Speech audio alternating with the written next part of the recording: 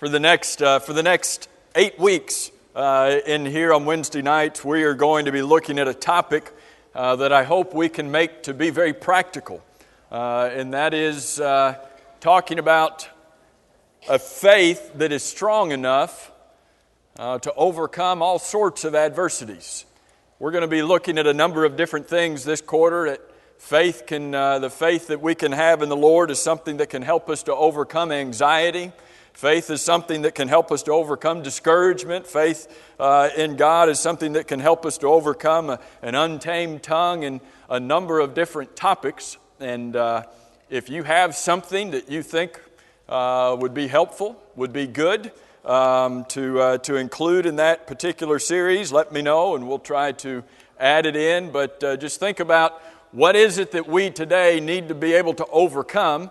Next week, I think, we're going to be looking at a faith that overcomes temptation and knowing that we have faith in the Lord that can help us to overcome even those things that the devil would throw at us.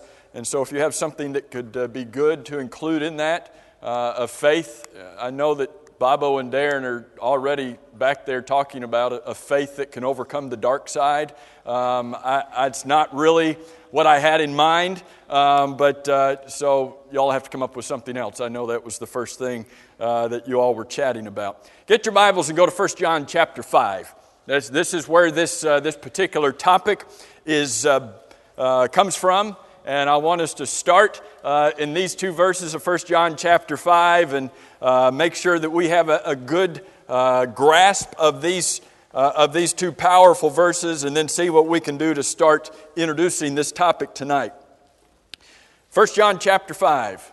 And I don't do this very often, but I'll even throw the verses up here for you. But it'd be a whole lot better for you to look at them in your own Bible.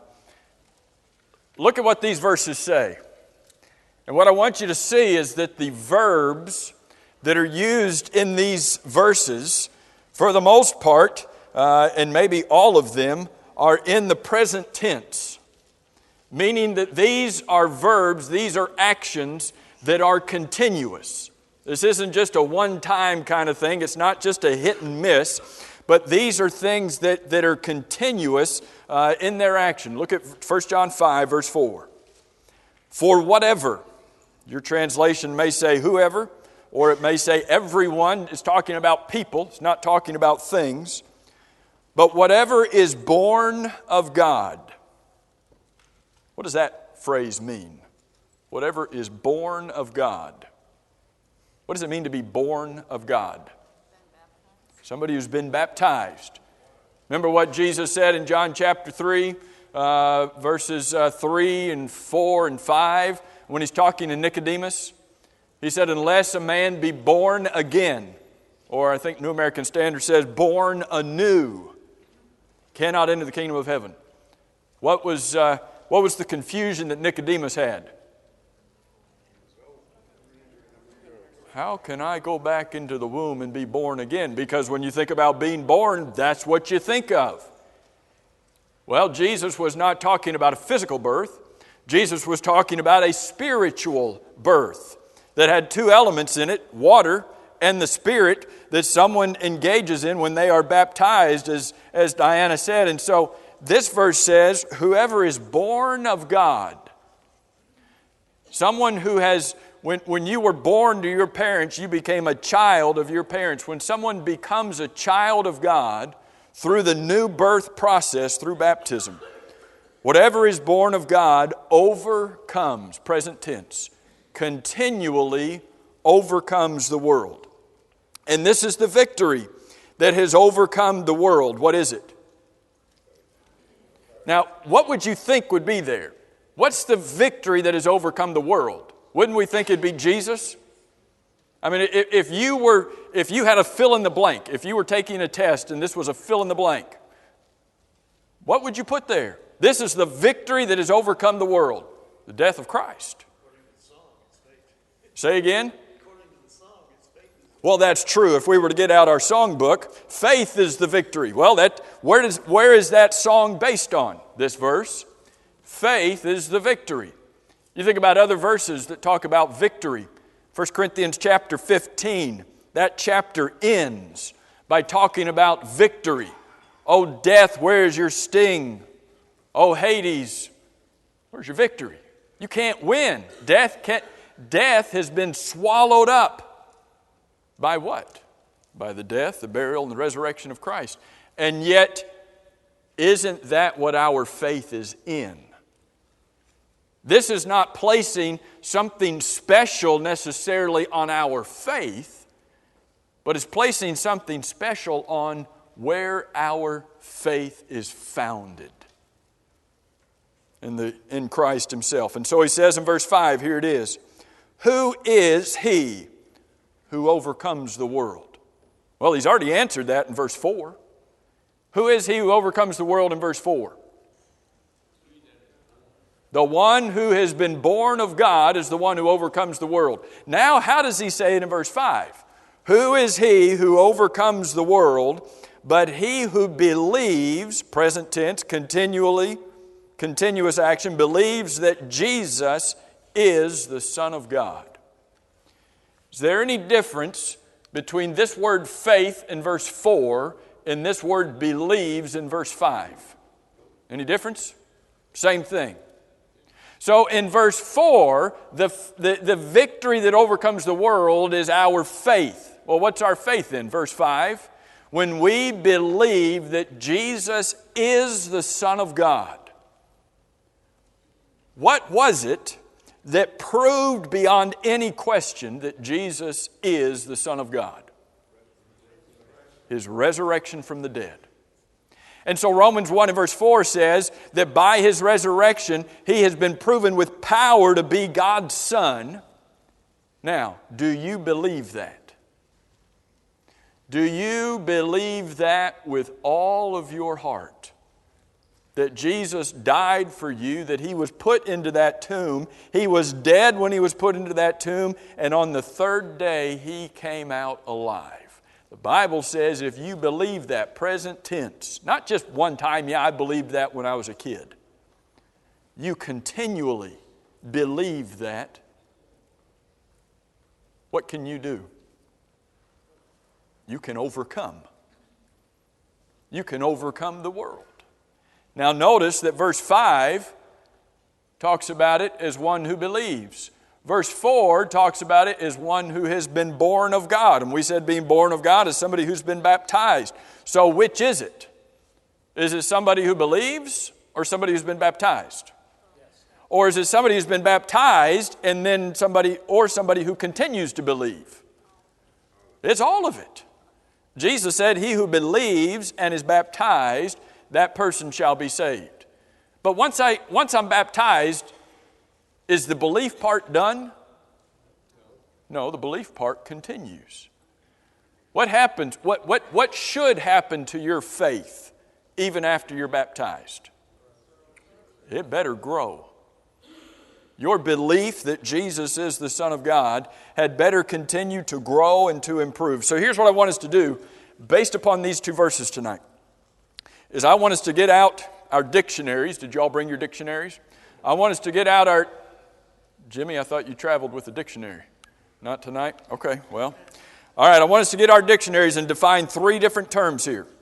First thing I want us to define is, what are we talking about when we talk about the world? Jesus says, whoever is born of God overcomes the world. What is that talking about? Is that we overcome the earth? Does that mean you have conquered the earth? You are better than Alexander the Great. You have conquered the entire globe. You can go and stand on top of the globe and you've conquered it. Is that what it's talking about? What? Okay. How else does the Bible use the word world in the way that it's using it here? Can you think of any other verses that would use the word world? As Diana said, it's talking about the people that are in the world. Can you think of any other verses in the Bible that use the word world in that same sort of context? Come on, you got to help me here. I can hear some of you, but I can't understand you. Gary? What does it profit a man if he gains the whole world and loses his own soul? Matthew 16, 26. What does it profit a man if he gains the whole globe, gains the whole earth, gains the whole world. Now there, it's encompassing a lot of things. It would include even material things. Gains the whole world and loses his own soul. Darren, was your hand up? Or was that somebody else? Say again? John 3:16. For God so loved the earth. For God so loved the globe. Is that what that's talking about? God so loved the world. What other verses can you think of that talk about the world in that kind of a context? Rachel? Okay. Look, you're in 1 John, back up to chapter 2. Go back to 1 John chapter 2, verse 15. Do not love the globe. Is that what this is talking about? Do not love the world or the things in the world. If anyone loves the world, the love of the Father is not in him. For all that is in the world, the lust of the flesh, the lust of the eyes, and the pride of life, is not of the Father, but is of the world. The world is passing away and the lust of it, but he who abides in the will of God abides forever. Here are a few verses that use this, and some of these you would come up with if we were to spend time looking at other ways. In the parable of the sower, Jesus talked about that seed that fell among the thorns. And the cares of the world came and choked out the word. What is that? What are the cares of the world? Life itself. Say again? Life itself. Life itself? Things we get distracted by. Say it again? Things that we get distracted by. Things we get distracted by. The cares of this world. And it's somebody saying the lust of the flesh, lust of the eyes, the pride of life. When we look at the cares of the world, to us, are those necessarily bad? Necessarily detrimental to us? Are there some things, if you wrote a letter to your mortgage company and said, "Dear mortgage company, I learned tonight not to be concerned about the cares of this world. You are one of the cares of the world, so I am not worrying about you anymore." Is that what we're talking about here? Well, there's certain responsibilities we have, aren't there? But what happens if we put the cares of this world above the Lord, above the gospel, the seed that was being spread in Matthew chapter 13? Is that going to have some problems? Matthew?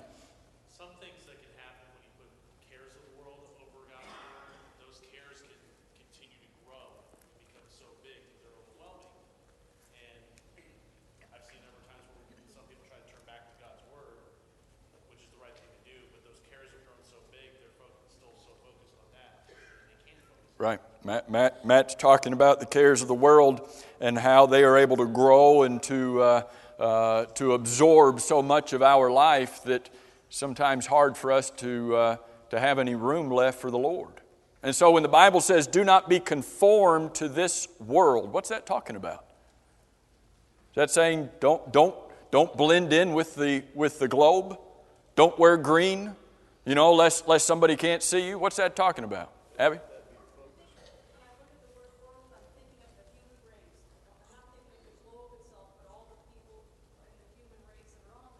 Yes. So we're talking about the human race, the inhabitants that are on the earth, and sometimes the Bible uses that word not just to talk about the inhabitants of the earth, but the ungodliness that characterizes them. When Peter says in 2 Peter 2 and verse 20 that there were those who had escaped the pollutions of the world. What does that mean? I mean, are they living somewhere where they don't have buses anymore? I mean, there's no more pollution coming from the buses? What have they escaped? The sin and the corruption that is in the world. David? But it doesn't have to be ungodly. It just has to be something that draws you away from your obedience to God. That's true. It can even be something that would be considered in most circles to be good or beneficial in some respects. But anything that we place above God, whether it be something good or not. When Jesus came, what did he say could happen to even a family relationship? if somebody decided to follow him? Did he say that he came to divide even some homes if they were obedient to him? Did Jesus not say, if anyone will come after me and does not hate his father, his mother, his brother? That's a strong word, but what does that word mean? Even those closest relationships that we have must take second place to the Lord. Aren't those good relationships to have? Yeah. Yes. But what if they supersede our relationship with God? Well, then that has gotten in the way, and that becomes a part of this system of the world that is drawing us away from God. But put this back in 1 John chapter 5 and verse 4.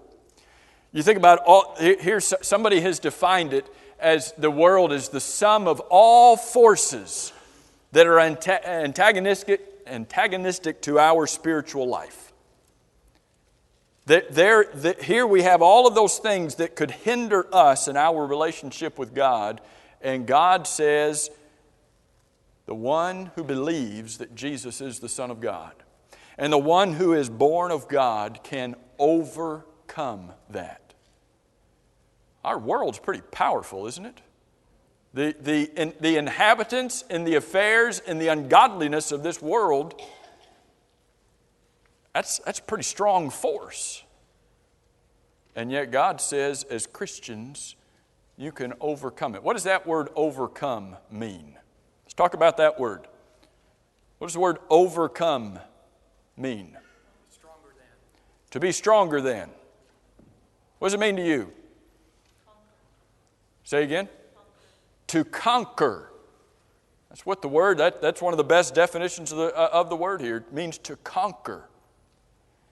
Sometimes, perhaps, when we think about the word overcome, do we think about, well, you just barely got over the top.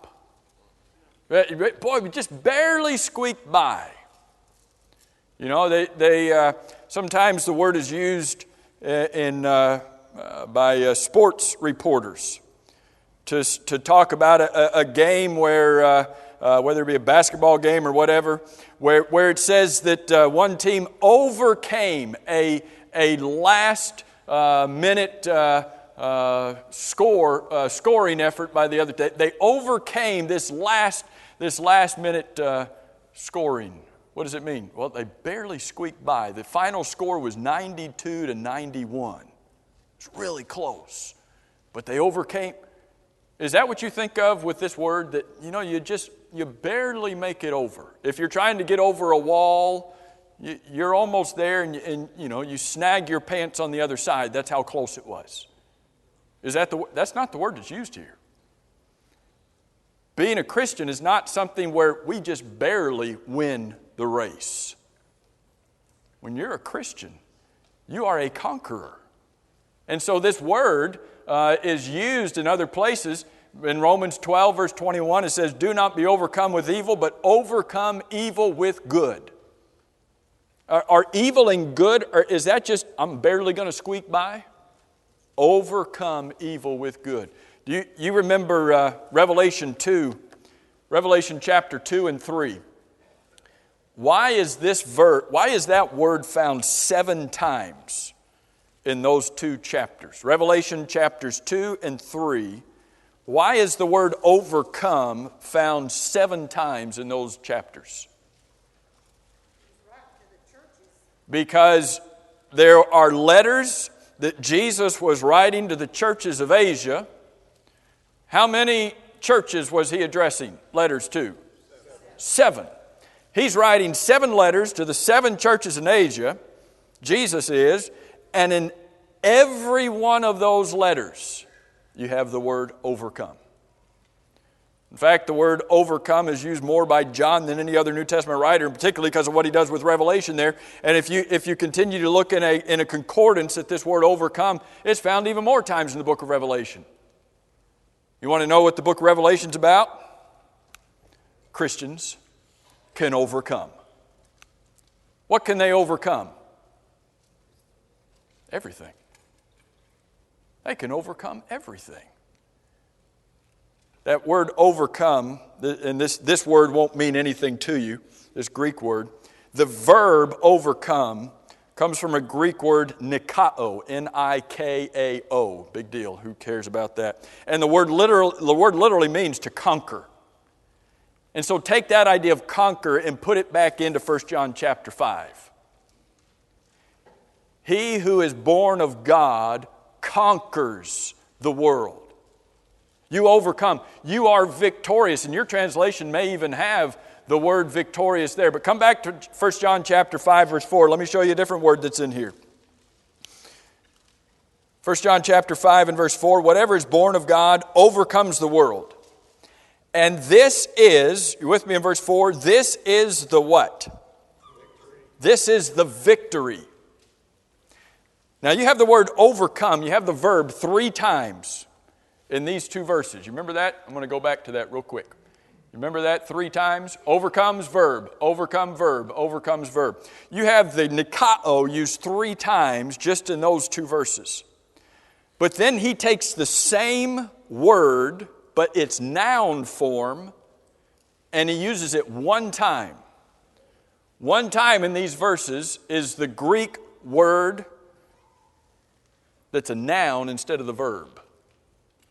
And it's the only place in the entire Greek New Testament where this word is found, and it's this word right here, the Greek word for victory. Do you know what the Greek word for victory is? You see it every day.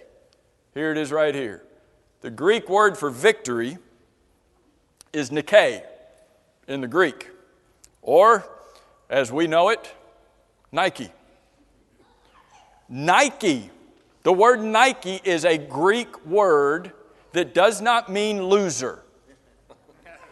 Can you imagine going to the game and I got my Nikes on? You're a big loser then. Your whole team's got losers on your feet. I don't know the origin of the company, Nike, but I'm sure that they must have known what the word meant. And so here is a company that has chosen a word that means victory. It's only used 1 time in the whole New Testament, and it's right here. Here's the victory that overcomes the world. You got your Nikes on? Here's the victory that overcomes the world. What is it? It's not shoes. It's not Nikes. It's not Jordans. It's not whatever. It's your faith that doesn't just squeak by, but it's able to conquer, to overcome, and to be victorious over all things of the world. Go to John chapter 16. Look, I think it's the last verse. Look in John chapter 16, verse 33. Look what Jesus says. And I know it's on the screen, but I want you to see it in your Bible too. John chapter 16, verse 33. Jesus says, "These things I have spoken to you." Now, who is he saying that to? He's saying that to his 12 apostles who are in the upper room with him in John 16. "These things I have spoken to you, that in me you may have peace." If you want to go back 2 chapters, go back to chapter 14, verse 27, same book. John chapter 14, verse 27, Jesus says, "Peace I leave with you." What kind of peace? My peace. There's not any kind that's better. "Peace I leave with you, my peace I give to you," he says in chapter 14 and verse 27. So he says, "Not as the world gives you," not worldly peace. "Let not your heart be troubled. Let it not be afraid." Now come back to chapter 16, verse 33. "These things I have spoken to you, that in me," it's the only place you're going to have it, "you may have peace.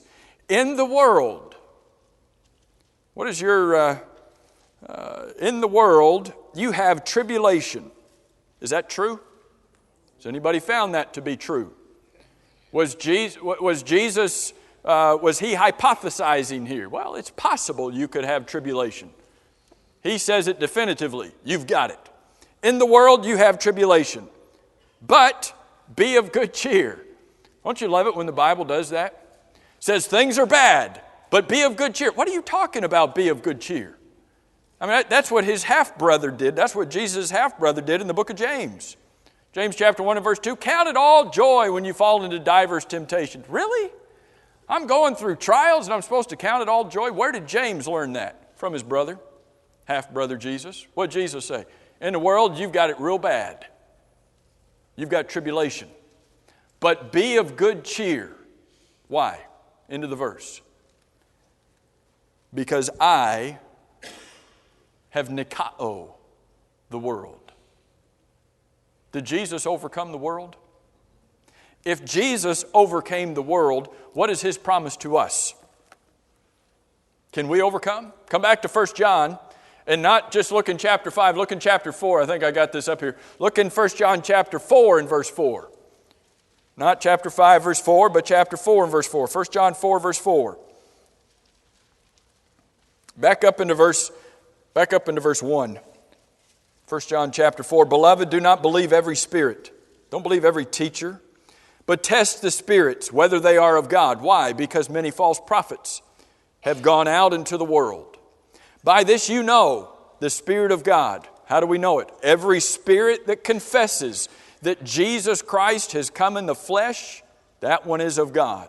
But every spirit that does not confess that Jesus Christ has come in the flesh, that one is not of God. And this, the one who doesn't confess Jesus has come in the flesh, that's the spirit of the Antichrist, which you have heard was coming and is now already in the world. This isn't somebody that's going to come future to us.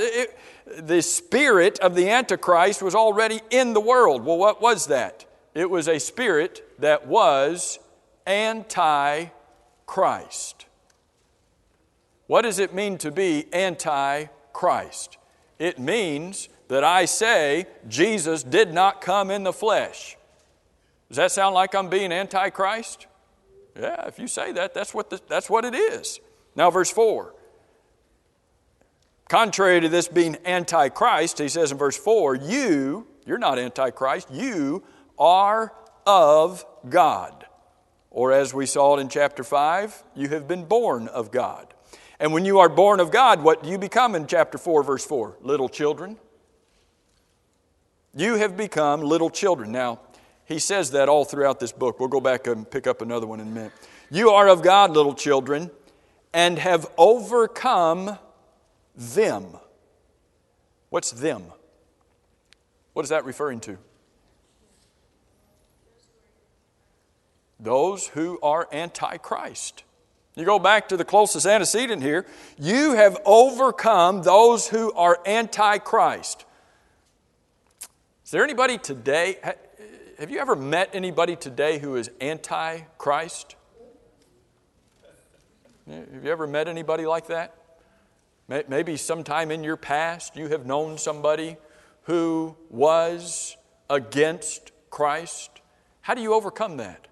What if you were to live in a nation that was anti-Christ? Just put that hypothetically, okay? Put that as just some far-out concept that would only happen halfway around the world. What if you lived in a nation that was anti-God, anti-Christianity, anti-Bible, anti-Christ? Are you going to lose? You're a Christian. You're a loser. Nobody wants to hear from you. What does chapter 4 and verse 4 say? You have overcome them. How? Because he who is in you. Who's that? Christ. He who is in you. Now, John chapter 16 verse 33. What did Jesus say he had done? He had Nikao. He had overcome the world. And now the one who has overcome the world, where is he now in 1 John 4 and verse 4? He is in you. So the conqueror is in you. And so what does John say in chapter 4 verse 4? The conqueror who is in you is greater than he who is in the world. This struggle that we have with the world, is it continuous? Is it ongoing? Does it seem to be getting worse? Jesus in us, allowing us to overcome the world, is continuous. And the harder the battle gets, what do you think the Lord does? The harder He fights. If God be for us, what does it say? Who can be against us? Well, what if the enemy is really strong?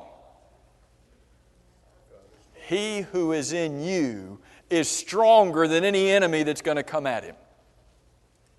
That's what it means that we can overcome. Now, what about this idea of faith? If we were to get out our dictionaries and try to define faith, what would faith mean? Can you think of any verse in the Bible that tells us about faith?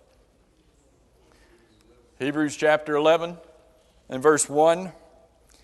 I like the way that New American Standard, the English Standard, some of those translations. Here's how they define. Here's how they translate Hebrews chapter 11 and verse 1. Faith is the assurance of things that you don't see.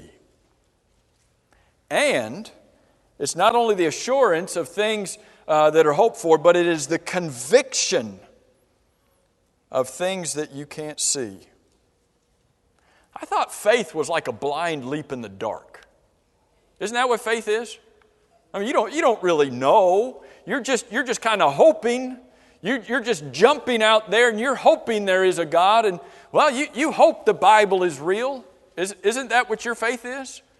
You're just kind of, well, I've looked at the options and, this one just seems a little bit stronger than the other options that are out there. So I'll go with the whole God option because, if I'm wrong about it, oh well, but, I don't want to be wrong the other way and there really is a God, so I'll take the safe route.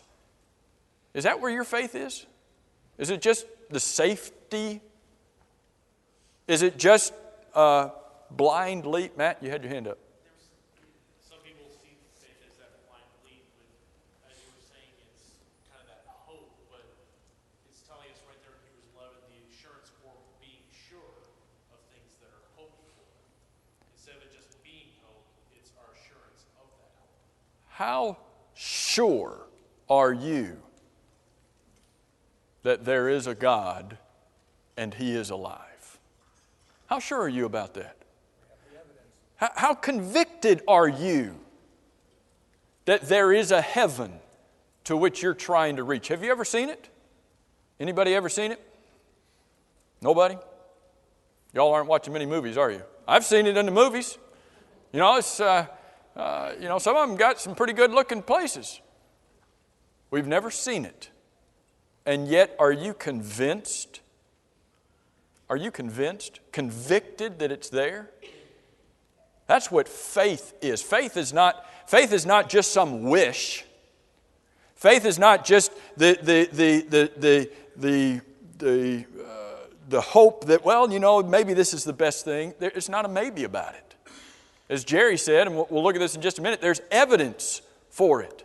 Faith is, here's what the Greek word pistis means. It is a firm persuasion. It is a strong conviction based upon something that I have not seen. I haven't seen it, but I've heard it. The primary idea here is one of trust. Firm, unwavering trust. Dave? Have you ever seen air? Well, we've seen the effects of air and what it does. Let me illustrate it this way. And this may not apply to some, but I think it will apply to most. How do I ask this question?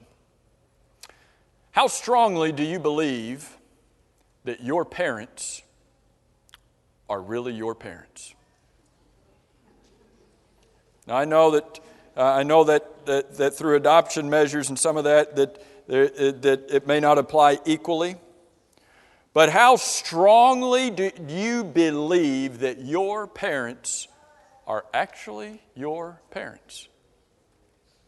Because I'm not thinking that you really recognized them and made the connection from day one on down the road, right? you had two strangers tell you, I'm your mom and I'm your dad, and what'd you do? You got suckered into it. You believed them.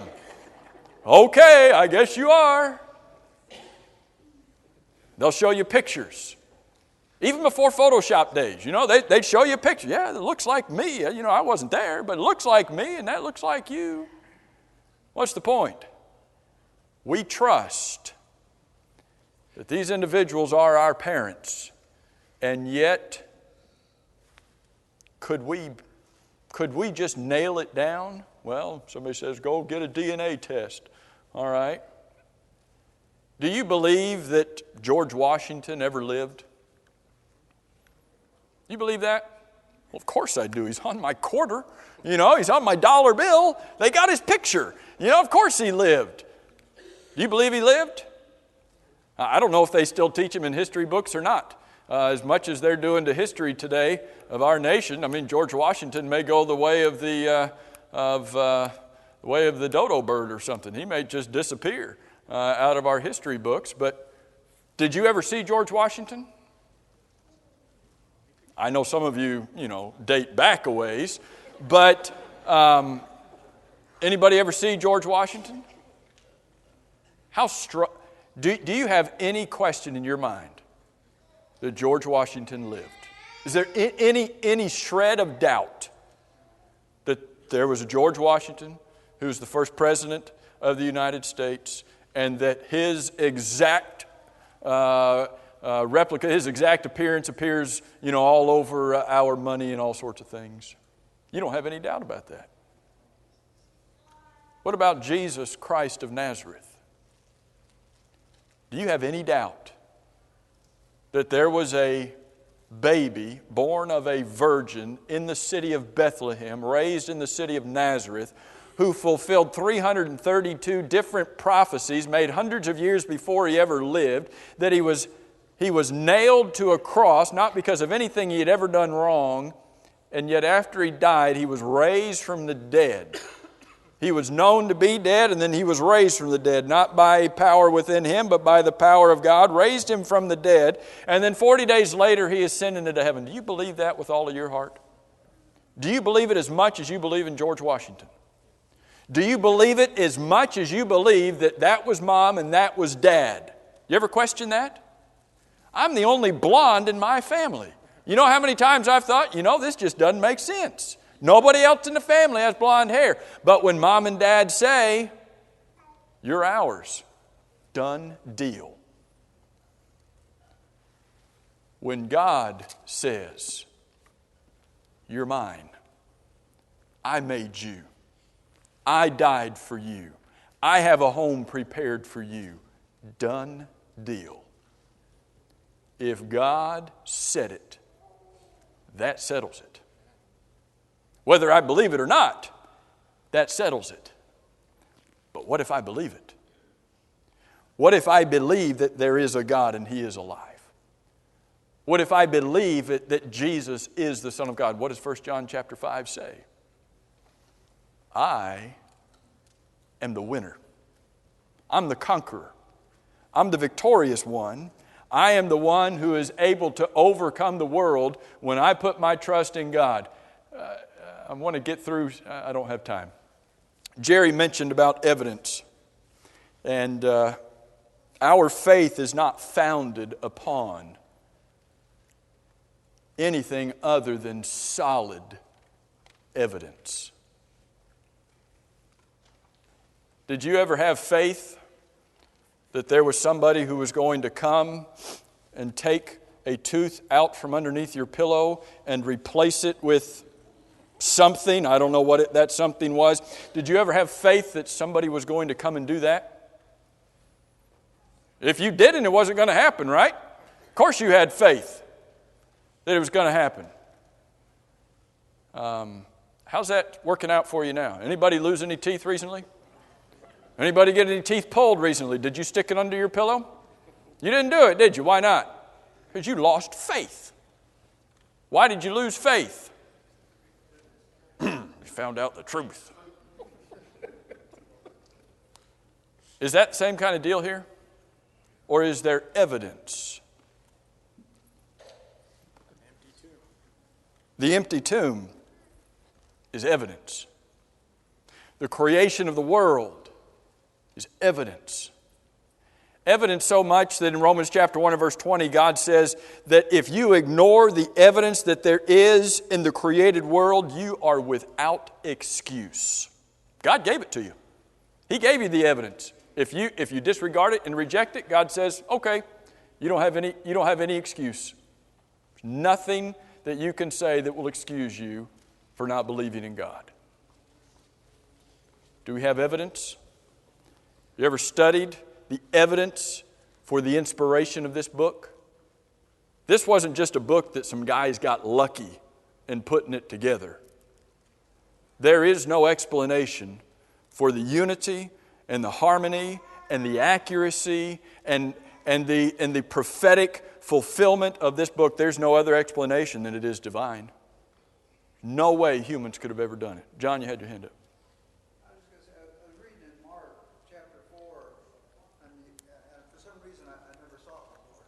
The apostles are going across the sea, and the seas are kicking up. They're worried about drowning in the swamp. Jesus is sleeping on the back of the boat. They wake him up. Jesus wakes up, calms everything right then, there. And then he asks him two questions, and for some reason I never saw the questions there. He says, "Why are you so fearful? How is it that you have no faith?" I'm thinking, Lord, we're drowning. The boat's fixing to capsize. That's what we're afraid about. That's why. But when you look at those two questions, why are you fearful? Why do you have no faith? Well, it says to me that the apostles, even though the boat was rocking, they don't have to worry about it. Even if you drown, you don't have to worry about it. That's what Jesus is saying here. Well, why are you so fearful? Yeah. How is it that you have no faith? Yeah. I mean, that's amazing. It is amazing.